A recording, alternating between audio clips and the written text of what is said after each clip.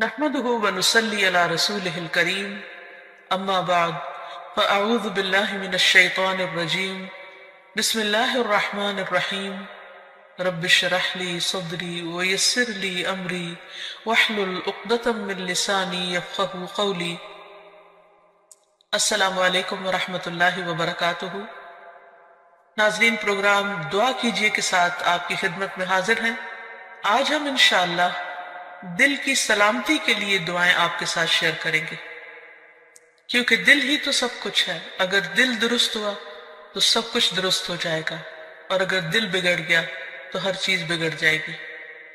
دنیا اور آخرت دونوں کی کامیابی کا انحصار دل کی سلامتی پر ہے۔ دل ہی زندگی کی بنیاد ہے۔ دل نہ رہے، دل کام نہ کرے تو انسان زندہ نہیں رہ سکتا۔ اسی طرح انسان کی اخلاقی، روحانی، ایمانی صحت کا انحصار بھی دل کی سلامتی پر ہے۔ تو ہمیں اس سلسلے میں کوشش کے ساتھ ساتھ اللہ سبحانہ وتعالیٰ سے دعا بھی کرنی چاہیے۔ دعائیں تو آپ کو بعد میں بتائیں گے، سب سے پہلے خود دعا مانگنے کی اہمیت۔ رسول اللہ صلی اللہ علیہ وسلم نے ابن عباس سے فرمایا تھا کہ اے بیٹے، اذا سألت فاسأل اللہ، جب تم سوال کرو تو اللہ ہی سے کرو۔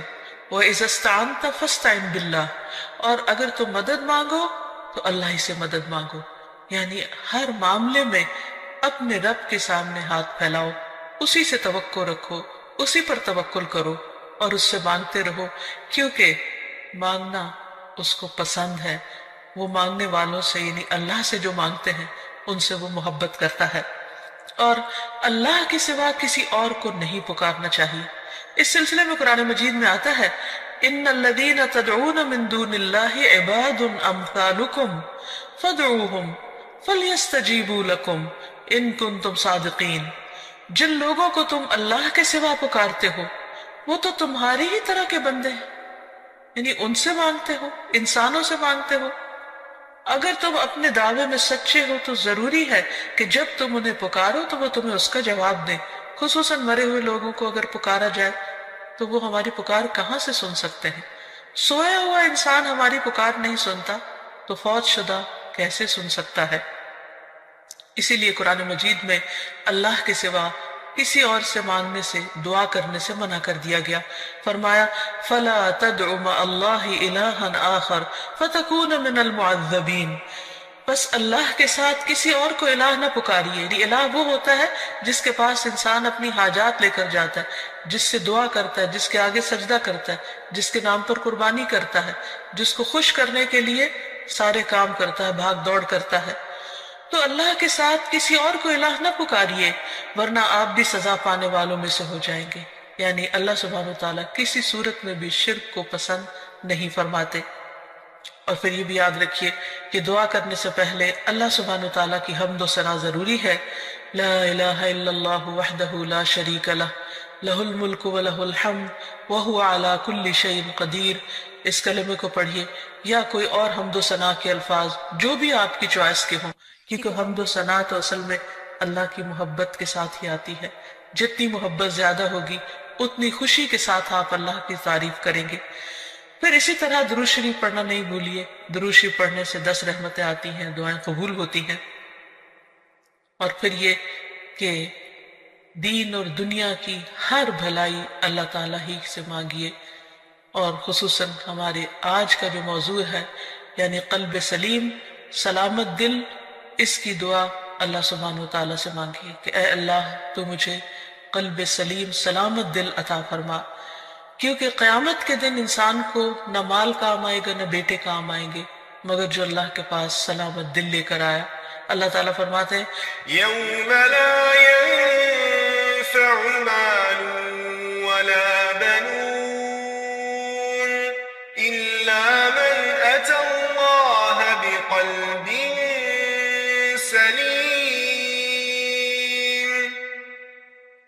جس دن مال اور بیٹے کام نہیں آئیں گے مگر وہ جو اللہ کے پاس سلامت دل لے کر آیا، کیونکہ اگر دل درست ہو تو تمام جسم درست، تمام کام درست، اور اگر دل بگڑ جائے تو ہر چیز بگڑ جاتی ہے۔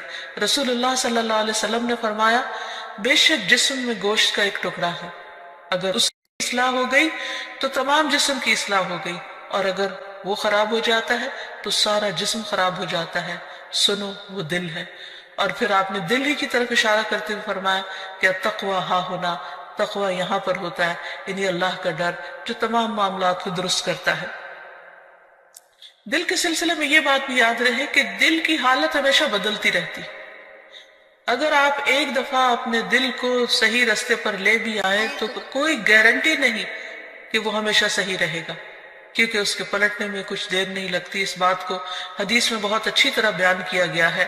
رسول اللہ صلی اللہ علیہ وسلم نے فرمایا بے شک قلب کو قلب اس لیے کہتے ہیں کہ وہ پلٹتا رہتا ہے، اور دل کی مثال تو اس پر کسی ہے جو کسی درخت کے تنے کے ساتھ لٹکا ہوا ہو اور ہوا اسے الٹ پلٹ کرتی رہتی ہو، کبھی سیدھا کبھی الٹا. اس لیے سلامت دل رکھنا ایک بہت ہی مشکل کام ہے، کیونکہ انسان کبھی اس میں شکوک و شبہات آ جاتے ہیں، کبھی خواہشات اور شہوات آ جاتی ہیں، کبھی انسان کا ایمان بڑھنے لگتا ہے، کبھی گھٹنے لگتا ہے. تو دل کی حالتیں تبدیل ہوتی رہتی ہیں. دعا یہ کرنی چاہیے کہ ہماری موت اس حالت میں آئے کہ ہمارا دل اللہ کے رب ہونے پر راضی ہو، محمد صلی اللہ علیہ وسلم کے نبی ہونے پر اور اسلام کے دین ہونے پر، اور ہم اللہ تعالیٰ کے بارے میں اچھا گمان لیے ہوئے اس دنیا سے رخصت ہوں. دل کی تبدیلی کے بارے میں ایک اور حدیث میں بھی آتا ہے، نبی صلی اللہ علیہ وسلم نے فرمایا ابن آدم کا دل اس ہنڈیا سے بھی زیادہ تیزی کے ساتھ بدلتا ہے جو خوب کھول رہی ہو. یعنی دل کی حالت اتنی تیزی سے اگر تبدیل ہوتی ہے اور اس میں کچھ دیر نہیں لگتی تو کس قدر ڈرنے کی بات ہے. سلامت دل کی دعائیں کرنے سے پہلے ہمیں چند ان باتوں کا بھی تذکرہ کر لینا چاہیے کہ جو انسان کے دل کی بیماریوں کا سبب بنتے ہیں. جسمانی بیماریوں کے تو بہت سے اسباب ہو سکتے ہیں، لیکن عموماً ہم روحانی بیماریاں، اخلاقی بیماریاں یا دل کے تزکیے سے متعلق جو بیماریاں ہیں ان کا ذکر نہیں کرتے. تو آئیے دیکھتے ہیں کہ وہ کون سی چیزیں ہیں جو دل کو بیمار کرتی ہیں. اس میں ایمان کے بعد کفر، ناشکری، یہ دل کی بیماری کا سبب بنتی ہے. پھر اسی طرح اللہ سبحانہ تعالیٰ سے زیادہ اوروں کا خوف، یعنی اللہ تعالیٰ اس بات کا حقدار ہے کہ سب سے زیادہ ہم اس سے ڈریں. ہم عموماً اپنے ظاہر کے بارے میں کیوں اتنے کانشیس ہوتے ہیں؟ کیونکہ لوگ دیکھتے ہیں، اور دل کے بارے میں غافل ہوتے ہیں، حالانکہ اللہ سبحانہ تعالیٰ اس کو دیکھتے ہیں. پھر اللہ تعالیٰ کے ذکر سے روگردانی دل کو بیمار کر دیتی ہے. نبی صلی اللہ علیہ وسلم نے فرمایا اس شخص کی مثال جو اپنے رب کو یاد کرتا ہے اور جو اپنے رب کو یاد نہیں کرتا زندہ اور مردہ جیسی ہے. یعنی اتنا بڑا فرق ہے. پھر اسی طرح مشکلات میں اللہ تعالیٰ کی طرف رجوع نہ کرنا، یہ دل کو بیمار کر دیتا ہے. نمازیں چھوڑنا، خصوصاً جمعہ چھوڑ دینا، فرائض سے پیچھے رہنا. نبی صلی اللہ علیہ وسلم منبر کی سیڑھیوں پر چڑھتے ہوئے فرما رہے تھے لوگ جمعہ کی نماز چھوڑنے سے باز آ جائیں ورنہ اللہ ان کے دلوں پر مہر لگا دے گا، پھر وہ غافلوں میں سے ہو جائیں گے. اسی طرح بلا عذر، بلا وجہ نماز چھوڑ دینا. آپ صلی اللہ علیہ وسلم نے فرمایا جو شخص سستی کی وجہ سے بلا عذر 3 جمعے چھوڑ دے اللہ تعالیٰ اس کے دل پہ مہر لگا دیتا ہے. پھر اسی طرح قرآن میں غور و فکر نہ کرنا، یہ دلوں کو بیمار کر دیتا ہے. علم سے دوری، سیکھا ہوا علم بھلا دینا. پھر آیات سے نصیحت نہ لینا، یعنی قرآن مجید پڑھنا، تلاوت کرنا، لیکن اس میں غور و فکر نہ کرنا اور اس سے کوئی سبق حاصل نہ کرنا. پھر سیکھ کر سمجھ کر اپنی مرضی کرنا اور غلط رستوں پر چلنا. پھر غلط کاموں کے بھی ایسے برے نتائج ہوتے ہیں جن کی وجہ سے دل سخت ہو جاتے ہیں، جیسے گناہ کرنا دلوں پر غلبہ پانے والا ہے. یعنی گناہ کے اثرات ہوتے ہیں، گناہ دلوں کو زنگ آلود کر دیتے ہیں، گناہ سے دلوں کی روشنی ختم ہو جاتی ہے. رسول اللہ صلی اللہ علیہ وسلم نے فرمایا جب کسی مسلمان سے کوئی گناہ سرزد ہوتا ہے تو اس کے دل پر ایک سیاہ دھبا پڑ جاتا ہے. اگر وہ توبہ کرے اور باز آ جائے اور استغفار کر لے تو اس کا دل پھر سے صاف اور روشن ہو جاتا ہے. ورنہ جتنے گناہ بڑھتے جاتے ہیں اتنے ہی سیاہ دھبے بڑھتے جاتے ہیں، حتیٰ کہ اس کے دل پر وہ زنگ چھا جاتا ہے جس کا ذکر اللہ عز و جل نے قرآن میں کیا ہے. کلا بل ران علی قلوبہم ما کانوا یکسبون. ہرگز یہ بات نہیں بلکہ ان لوگوں کے دلوں پر ان کے برے اعمال کا زنگ لگ گیا ہے. پھر اسی طرح غلط تمنائیں، یعنی حرام چیزوں کی خواہش کرنا، یہ دلوں کو بیمار کرنے کا سبب ہوتا ہے۔ دنیا کی حد سے زیادہ محبت اور موت سے نفرت اور آخرت سے غفلت اور صرف دنیا کی فکر کرتے رہنا، دنیا ہی کے غم پالتے رہنا، یہ دلوں کو بیمار کر دیتا ہے۔ یعنی انسان جب اللہ تعالیٰ کے حقوق میں کمی کرتا ہے، بندوں کے حق میں کمی کرتا ہے، بد اخلاقی کرتا ہے، تو پھر دلوں کے اوپر میل چڑھنے لگتی ہے، دل سیاہ ہونے لگتے ہیں اور دل بیمار ہونے لگتے ہیں اور قلب سلیم سے بہت دور ہو جاتے ہیں۔ پھر اسی طرح محض اپنی خواہشات کی پیروی کرنا۔ نبی صلی اللہ علیہ وسلم نے فرمایا، مجھے تمہارے متعلق ان گمراہ کن خواہشات سے سب سے زیادہ اندیشہ ہے جن کا تعلق تمہارے پیٹ اور تمہاری شرمگاہ سے ہوتا ہے، اور اپنی مرضی پر چلنے کی گمراہی کا بھی اندیشہ ہے۔ پھر اسی طرح کثرت کلام اور کثرت طعام، بہت کھانا، بہت باتیں کرنا، یہ بھی دلوں کو سخت کر دیتی ہیں چیزیں۔ پھر ضرورت سے زیادہ سونا، یہ بھی دل کی سختی کا باعث ہوتا ہے۔ تو یہ چند ایک چیزیں ہیں جو دلوں کو بیمار کرنے کا سبب ہے۔ حقیقت یہ ہے کہ ہر وہ چیز جو اللہ کو ناراض کرنے والی ہے، خواہ اس کا تعلق سوچ سے ہو یا گفتگو سے ہو یا عمل اور رویے سے ہو، یہ تمام تر چیزیں انسان کے دل کی خرابی کا باعث بنتی ہیں۔ پھر اللہ کا ذکر کثرت سے کرنا، فرمایا وَاذْكُرُوا اللَّهَ كَثِيرًا لَعَلَّكُمْ تُفْلِحُونَ، اور اللہ کو بہت زیادہ یاد کرو تاکہ تم فلاح پاؤ۔ پھر اسی طرح زبان کی اصلاح کرنا۔ انس بن مالک سے روایت ہے، رسول اللہ صلی اللہ علیہ وسلم نے فرمایا، کسی آدمی کا ایمان درست نہیں ہوتا یہاں تک کہ اس کا دل درست ہو، اور اس کا دل درست نہیں ہوتا یہاں تک کہ اس کی زبان درست ہو جائے۔ یعنی دل کی اصلاح کا تعلق زبان کی اصلاح کے ساتھ ہے۔ اگر ایک شخص زبان سے اچھے الفاظ نکالے گا تو اس کا دل یقیناً اچھا ہو جائے گا۔ پھر اسی طرح شک والی چیزوں کو چھوڑنا، کیونکہ شک انسان کو بے چین کر دیتا ہے، دلوں کے اندر اضطراب پیدا کر دیتا ہے۔ پھر اسی طرح نیکی اور برائی کی پہچان حاصل کرنا، کیونکہ اگر انسان کا دل نیکی کے کاموں کو نیک سمجھے اور اس پر گواہی دے اور برائی کو برائی سمجھے تو اس سے انسان کا دل سیدھے رستے پہ چل پڑتا ہے۔ پھر کثرت سے موت کو یاد کرنا، کیونکہ موت کی یاد دلوں کی تزکیہ اور پیوریفیکیشن کا ذریعہ بنتی ہے۔ پھر اخلاقی برائیوں سے پرہیز کرنا، پھر یتیم اور مسکین کا خیال رکھنا۔ ایک شخص نے نبی صلی اللہ علیہ وسلم سے دل کی سختی کی شکایت کی تو آپ صلی اللہ علیہ وسلم نے فرمایا کہ یتیم کے سر پر ہاتھ پھیرو، کیونکہ یہ دل کو نرم کرتا ہے۔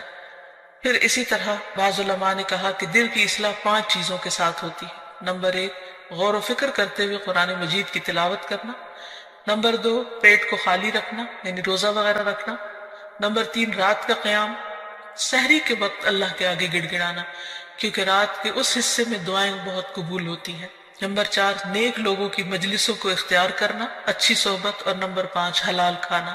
پھر اسی طرح گناہ کے بعد فوراً توبہ کر لینا، کیونکہ جب انسان گناہ کرتا ہے تو دل پر سیاہ دھبا پڑ جاتا ہے، اور اگر انسان توبہ کر لیتا ہے تو وہ دل پھر سے صاف اور روشن ہو جاتا ہے۔ اور اب آتی ہے باری دعاؤں کی کہ انسان اللہ سبحانہ وتعالیٰ سے قلب سلیم مانگتا رہے اور دل کی اصلاح کی دعا کرتا رہے۔ اس سلسلے میں سب سے بہترین نسخہ کثرت سے استغفار کرنا ہے، کیونکہ انسان جب بخشش مانگتا ہے اللہ تعالیٰ سے، گناہوں کی معافی مانگتا ہے تو دل روشن ہونے لگتا ہے، دل چمکنے لگتا ہے، کیونکہ دلوں کا میل کچیل پھر اترنے لگتا ہے۔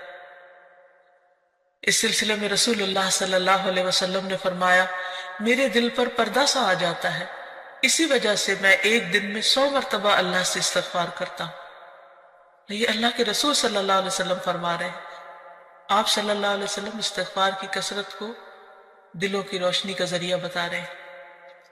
ابن عمر کہتے ہیں کہ ہم آپ کی مجلس میں رب اغفر لی وتب علی انک انت التواب الرحیم 100 مرتبہ شمار کرتے تھے، جس کا معنی ہے اے میرے رب مجھے بخش دے اور مجھ پر مہربان ہو جا، بے شک تو بہت زیادہ توبہ قبول کرنے والا مہربان ہے۔ پھر اسی طرح قرآنی دعا ہے کہ اللہ تعالیٰ ہمارے دلوں کو ٹیڑھا ہونے سے بچائے۔ ربنا لا تزغ قلوبنا بعد اذ ہدیتنا وہب لنا من لدنک رحمہ انک انت الوہاب۔ اے ہمارے رب، ہدایت دینے کے بعد ہمارے دلوں کو ٹیڑھا نہ کرنا، اور اپنے پاس سے ہمیں رحمت عطا فرما۔ بلا شبہ تو ہی سب کچھ عطا کرنے والا ہے، یعنی سارے خزانے تیرے پاس ہیں۔ تو ہمارے دلوں کو سیدھا رکھ، کیونکہ اگر دل سیدھا ہوگا تو باقی تمام چیزیں بھی درست ہو جائیں گی۔ پھر اسی طرح دل میں نور پیدا ہونے کی دعا کرنا، اور وہ ہے اللہم اجعل فی قلبی نورا، اے اللہ میرے دل میں نور پیدا کر دے، میرے دل میں روشنی پیدا کر دے، کیونکہ دل کی بھی آنکھیں ہوتی ہیں۔ اگر دل کی روشنی ہو تو انسان کو اچھے برے کا فرق نظر آنے لگتا ہے۔ بعض اوقات انسان بہت کچھ بھی پڑھ لیتا ہے، اس کے پاس بہت علم بھی ہو سکتا ہے، لیکن ضروری نہیں کہ اس علم کے ذریعے دل کی آنکھیں کھلیں جب تک کہ اللہ تعالیٰ نہ بصیرت عطا کرے۔ یہ بصیرت اللہ تعالیٰ دیتا ہے، اس لیے اللہ تعالیٰ سے مانگنی چاہیے۔ پھر اسی طرح دل کی ہدایت کی دعا کرنا۔ آپ صلی اللہ علیہ وسلم نے دعا سکھائی، اللہم اہد قلبی وسدد لسانی واسلل سخیمۃ قلبی، اے اللہ میرے دل کو رہنمائی عطا فرما، میری زبان کو درستگی عطا فرما، اور میرے دل کے کینے کو دور کر دے، کیونکہ شرک، نفاق، حسد، بغض، کینہ، کدورت دلوں سے نکلیں گے تو ہی دل روشن ہوں گے۔ پھر اسی طرح یہ بھی ضروری ہے کہ انسان دین پر دل کی ثابت قدمی کی دعا کرے۔ عبداللہ ابن عمرو ابن العاص کہتے ہیں کہ انہوں نے رسول اللہ صلی اللہ علیہ وسلم کو فرماتے ہوئے سنا کہ تمام بنی آدم کے دل رحمان کی انگلیوں میں سے 2 انگلیوں کے درمیان ایک دل کی طرح ہے، وہ جسے چاہتا ہے اسے پھیر دیتا ہے۔ پھر رسول اللہ صلی اللہ علیہ وسلم نے فرمایا، اللہم مصرف القلوب صرف قلوبنا علی طاعتک، اے اللہ دلوں کے پھیرنے والے ہمارے دلوں کو اپنی اطاعت پر پھیر دے، یعنی تو ہی ان کے اندر اپنی اطاعت اور فرما برداری کا شوق پیدا کر دے، کیونکہ اگر دل کسی کام کے کرنے پہ راضی ہو جائے تو وہ کام کرنا بہت آسان ہو جاتا ہے۔ اطاعت کے بڑے سے بڑے کام، مشکل سے مشکل، کٹھن اور بھاری کام بھی بہت معمولی معلوم ہوتے ہیں۔ پھر اسی طرح یا مقلب القلوب ثبت قلبی علی دینک، اے دلوں کو الٹ پلٹ کرنے والے میرے دل کو اپنے دین پر جما دے، کیونکہ اگر دین پر ایک دفعہ دل ٹھک گیا، اطمینان ہو گیا، تو پھر عمل کرنا کچھ بھی مشکل نہ رہے گا۔ پھر اس کے ساتھ ساتھ ایسے دل سے بھی پناہ مانگی گئی کہ جو اللہ سے نہ ڈرتا ہو، جس کے اندر خشیت نہ ہو۔ دعا ہے اللہم انی اعوذ بک من علم لا ينفع ومن قلب لا يخشع ومن نفس لا تشبع ومن دعوت لا يستجاب لها، اے اللہ میں تجھ سے ایسے علم سے پناہ مانگتا ہوں جو نفع دینے والا نہ ہو، اور ایسے دل سے جو ڈرنے والا نہ ہو، اور ایسے نفس سے جو سیر ہونے والا نہ ہو، اور ایسی دعا سے جو قبول ہونے والی نہ ہو۔ پھر اسی طرح دل کے شر سے پناہ مانگنے والی دعا، اللہم انی اعوذ بک من شر سمعی ومن شر بصری ومن شر لسانی ومن شر قلبی ومن شر منی، اے اللہ میں تیری پناہ چاہتا ہوں اپنے کان کی برائی سے، اور اپنی آنکھ کی برائی سے، اور اپنی زبان کی برائی سے، اور اپنے دل کی برائی سے، اور اپنی خواہش کی برائی سے۔ پھر دل کو صاف کرنے کی دعا، اللہم اغسل قلبی بماء الثلج والبرد ونق قلبی من الخطایا کما نقیت الثوب الابید من الدنس وباعد بینی وبین خطایایا کما بعدت بین المشرق والمغرب، اے اللہ میرے دل کو برف اور اولے کے پانی سے دھو دے، اور میرے دل کو خطاؤں سے صاف کر دے جیسے سفید کپڑے کو میل سے صاف کیا جاتا ہے، اور میرے اور میری خطاؤں کے درمیان اتنی دوری کر دے جتنی دوری تو نے مشرق اور مغرب میں رکھی ہے۔ تو اللہ تعالیٰ سے دعا ہے کہ وہ ہمارے دلوں کی اصلاح کر دے، وہ ہمارے دلوں کا تزکیہ کر دے، وہ ہمیں سلامت دل عطا کر دے تاکہ ہم دنیا اور آخرت میں کامیاب ہو سکیں۔ وآخر دعوانا ان الحمد للہ رب العالمین۔ السلام علیکم ورحمۃ اللہ